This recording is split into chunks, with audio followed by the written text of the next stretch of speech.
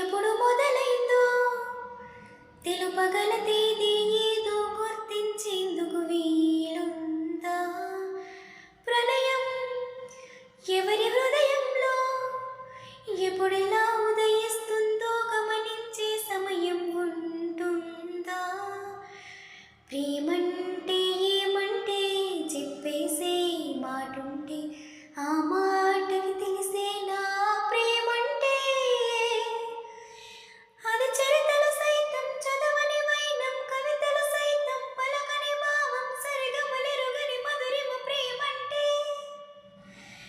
దరిదాటి ఉరకలు వేసే ఏ నదికైనా తెలిసిందా తనలో ఈ ఉరవడి పెంచిన తొలి చినుకేదంటే?